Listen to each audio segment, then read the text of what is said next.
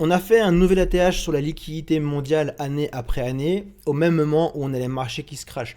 On a Bitcoin qui crache et qui imprime une structure telle que celle qu'on a vécue en avril 2025. On a le marché action qui opère une correction au moment où les corporate profits sont au plus haut. Et on a surtout le gold et le silver qui sont en train de cracher monumentalement depuis hier soir.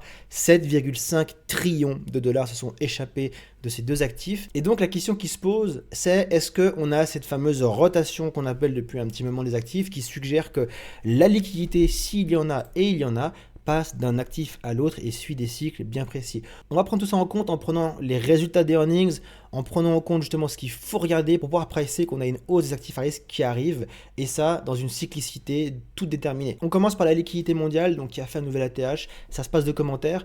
On a forcément la M2 qui est toujours en hausse à travers le temps parce qu'il y a de plus en plus d'argent qui est imprimé. Ce qu'il faut regarder, ça je vous l'ai déjà mentionné, c'est les changements au niveau de la croissance année après année de la M2.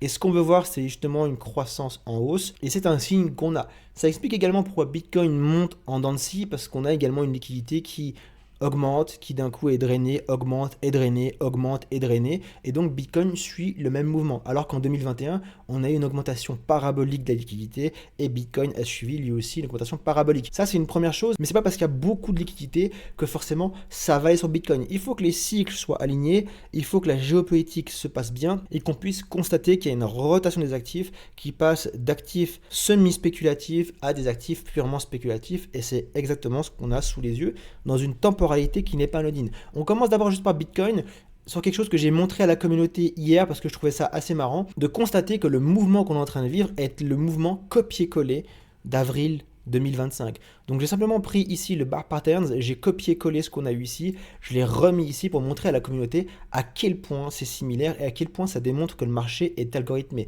Ça, c'est une théorie qu'il y a, c'est que des gros algorithmes gèrent le marché et que c'est pour ça que tous les actifs réagissent au même moment et qu'il y a des ordres qui sont pris à la milliseconde. Et ce qui est intéressant dans cette théorie, c'est que justement l'algorithme répète les patterns, personne ne le voit, ou en tout cas très peu de personnes le voient, mais l'algorithme répète inlassablement les mêmes patterns sur les actifs à travers le temps. Et je trouvais assez dingue de pouvoir copier-coller justement ce bottom d'avril qui a pris certes moins de temps que celui qu'on est en train de poser ici, mais qui imprime exactement la même structure. On a eu le crash, on est arrivé par le haut, puis tu peux voir des phases de up and down qui sont exactement les mêmes, et si on les tire par rapport au bottom qu'on vit maintenant, eh bien on a eu la même chose. Un dernier dip ici, un haut, un down qui se fait également en forme d'alcove, un dernier haut, puis un retracement, et la phase de crash, celle-ci, juste avant d'imprimer un double bottom, prendre toute la liquidité et repartir. Cette prise de liquidité, on vient de la faire sur des clusters qui étaient vieux de 180 jours, donc on ne parle pas de liquidités qui sont là depuis un jour, 2 jours. Ça, c'est quelque chose qu'on avait annoncé à notre communauté privée avec l'équipe, la team de la communauté millennium-crypto.fr. Tu as le lien en description d'ailleurs, tu peux nous rejoindre, ce serait avec grand plaisir qu'on t'accueille. On avait depuis plusieurs semaines, dans le rapport hebdomadaire qu'on leur soumet chaque lundi matin, énoncé qu'il fallait quand même prendre ce cluster. On a managé quelques-unes de nos positions en fonction de ce scénario qui était le numéro 1 sur la table, et on vient de le prendre. Voilà, là il y avait quasiment pour 10, 11 milliards d'effets de levier cumulatifs. On les a pris, donc c'est vraiment ici qu'il faut que ça réagisse sur Bitcoin. On peut aussi aller un tout petit peu plus bas, c'est pas grand chose, c'est pas une grosse perte. Maintenant, c'est ici qu'il faut réagir dans les semaines à venir pour pouvoir discerner qu'on a exactement la même pattern qui est en train de se faire. Pour pouvoir discerner qu'on a la même pattern qui se fait, il faut regarder qu'on a des métriques d'accumulation. Ça, je vous ai déjà montré le bid and ask ratio. Je vous avais déjà montré le CBD ici qui affiche ce gros mur qu'on a toujours maintenant sur lequel on voudra voir justement un renforcement des positions, mais ça on pourra le voir uniquement dans 1 ou 2 jours, le temps que la charte soit mise à jour. Mais en tout cas, on a de quoi apprécier que justement ce mouvement soit quasiment le même. Bien entendu, je peux avoir tort, ça peut arriver. Le but, c'est pas d'avoir raison sur 100% des cas. Ça, c'est quelque chose que je vois beaucoup sur les réseaux. C'est que dès le moment où quelqu'un a tort, je dis pas forcément moi, mais quelqu'un d'autre, eh ben, tout le monde le met sur la place publique en mode ouais, mais non, mais il a tort, il dit de la merde, etc., etc. Les gars, le but, c'est d'être profitable sur le long terme. C'est comme la loi du casino. Le casino, vous allez jouer à la roulette, il y a des chiffres rouges, il y a des chiffres noirs, il y a aussi un zéro vert. Ce zéro vert permet au casino d'avoir toujours des probabilités en sa faveur. Que vous pariez tout sur rouge ou tout sur noir, vous n'avez pas 50% de chance de gagner, vous avez légèrement moins de 50%. Et donc le casino, c'est quelque chose. Sur quelques coups à court terme, eh bien, vous pourrez gagner. Par contre, sur le long terme, les probabilités seront de son côté et c'est lui qui sera rentable et c'est vous qui perdrez votre argent. Et c'est comme ça que les casinos subsistent et font énormément de pognon. C'est parce que les probabilités sont de leur côté. Et nous, c'est pareil.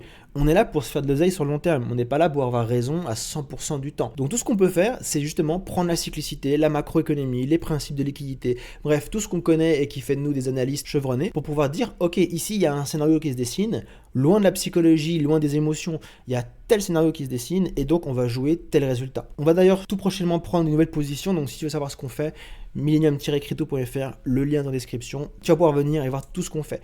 Il y a aussi un élément qui est hyper important, c'est l'élément de l'open interest et des funding rates. Donc ici, je t'ai mis un indicateur qui est disponible uniquement sur tradingpro.tech, il y a le lien en description également. C'est ce site ici sur lequel il y a plusieurs indicateurs qui sont super et que je te décris semaine après semaine. Il y a leur tuto, pour l'instant il y en a 7, il y en a d'autres qui vont être ajoutés, qui t'énoncent des choses qui permettent de prendre de l'avance par rapport à ce que le prix dessine. Ici, on a le prix qui chute avec un open interest ici en orange qui monte et des funding rates qui baissent. Ça veut dire une chose, ça veut dire qu'il y a de plus en plus de positions à levier qui sont prises sur cette baisse et on a des funding rates qui baissent, qui deviennent négatifs, signe que ce sont justement les shorters qui doivent payer pour maintenir leur position. Ça veut dire une chose, on a énormément d'argent qui est leveragé et on a beaucoup plus de shorters que de longueurs dans ce marché. On est en train de répéter exactement la même chose qu'on a fait sur cette phase de bottom. Open interest qui monte à mort, funding rate qui tombe à zéro, il y a beaucoup plus de shorters, on fait quoi? On se réinverse. Et ça, c'est dans une zone qui n'est pas anodine. Cette zone, c'est celle dans laquelle on a viré justement toute la liquidité qu'il y avait depuis 180 jours. Ça fait quand même pas mal de temps. Et donc maintenant, on est peut-être mature pour pouvoir faire un mouvement dans l'autre sens et venir piéger tous ceux qui rentrent en short sur ce marché. Ce qui est encore plus important, c'est de constater en semaine ce qui se passe par rapport à cet indicateur. Et là, tu vas pouvoir voir quelque chose d'assez énorme. C'est qu'on est sur une réelle contraction des funding rates au moment où l'open interest, lui, arrive sur un plus haut historique, encore plus haut que le top de marché juste ici. Ça veut dire une chose, ça veut dire qu'il y a énormément de positions leveragées et surtout que les whales se hedge. Comment on le sait? Parce que les funding rates sont très proches de zéro. Et comment est-ce que des whales se hedge? Eh bien, elles shortent le marché futur, mais elles achètent le marché spot. Comment est-ce qu'on peut voir qu'elles achètent le marché spot? Va voir mes dernières vidéos, je t'ai tout montré, et tu verras, ça va te donner des informations qui sont juste extraordinaires. Et donc, ce qui se passe, c'est que quand les baleines misent sur une hausse, elles ne viennent pas justement acheter sur le spot. Par contre, quand elles sentent qu'il y a peut-être un petit peu de danger et qu'il faut qu'elles minimisent leur risque à court terme, elles font quoi? Elles achètent en spot et elles shortent sur le marché futur.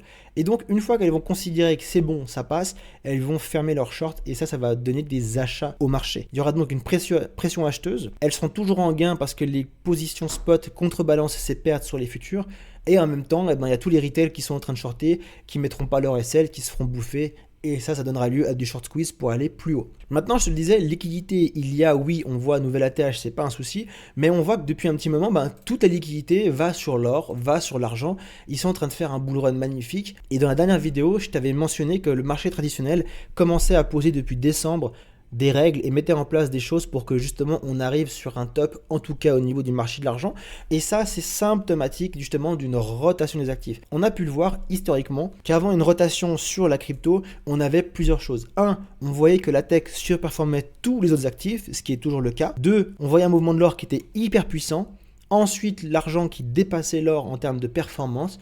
Puis l'argent qui s'écrase en premier et l'or qui commence à ranger pour avoir enfin Bitcoin qui décolle. Ça, c'est pas moi qui l'invente. On l'a vu historiquement et je t'ai présenté les différents cas dans l'histoire dans lesquels c'est arrivé. Et miracle, qu'est-ce qu'on est en train de faire depuis hier? On est en train de poser une structure là qui s'apparente vraiment à un top. Si on clôture en dessous de ce niveau de prix, l'argent va valider en H4 un retournement de structure. Donc bien entendu, H4 c'est une petite time frame, mais avant d'avoir du daily, avant d'avoir du weekly, il faut du H4, il faut du H1, il faut du 15 minutes, du 5 minutes. Donc en tout cas, on voit pour l'instant qu'il y a un bon sell-off qui se met en place. L'or prend légèrement moins cher, ça commence à racheter des positions. On voudra quand même qu'il clôture sous ce niveau-là pour pouvoir avoir un retournement aussi sur l'or. Mais rappelle-toi, l'or, on n'est pas obligé d'avoir un retournement baissier. On veut au moins qu'il commence à baisser et ranger, signe que justement des actifs sortent. La totalité des actifs sortis depuis hier du gold et de l'argent, c'est 7,5 trillions de dollars. 7,5 trillions de dollars, c'est le double du marché crypto. Donc dites-vous bien, sans avoir des retracements de 30%, 40% sur le silver et de 15-20% sur le gold, s'il y avait juste ça qui allait sur le marché crypto, eh bien tout le marché crypto ferait x3, Bitcoin y compris. Ça donnerait un Bitcoin à 240 000 dollars. Donc cette rotation, on est en train de la voir à un moment où justement le Nasdaq rend hier justement son communiqué dans lequel on constate quoi? On constate que justement les revenus nets des sociétés ont encore augmenté de 13% par rapport à 2024. Ça, c'est une super nouvelle. Pourquoi? Parce que cette charte ici est hyper importante. Cette charte ici, ce sont les profits des entreprises après les taxes. Et ça, c'est une charte qui lead vraiment soit les bull runs, soit les débuts de correction. Je t'ai mis ici le SP500 avec les corporate profits juste ici en jaune. Et tu peux voir que c'est ce qu'on appelle un leading indicator. Un leading indicator, c'est un indicateur qui lead le marché, qui le précède. Il y a 3 types d'indicateurs.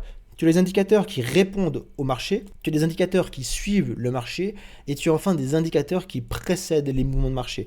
Et bien là, tu en as un. Tu en as un et c'est hyper logique parce que forcément, si les revenus des compagnies montent, eh bien les traders qui prennent des positions continueront d'investir sur ce marché. Pourquoi? Parce que ce qu'ils escomptent, ce sont des compagnies qui voient leur valorisation augmenter en bourse et donc ils pourront spéculer, vendre des actions plus chères qu'ils ne les ont achetées, réaliser un bénéfice, mais il y aura également beaucoup plus de chances que ces entreprises-là versent un dividende par action qui va monter à travers le temps.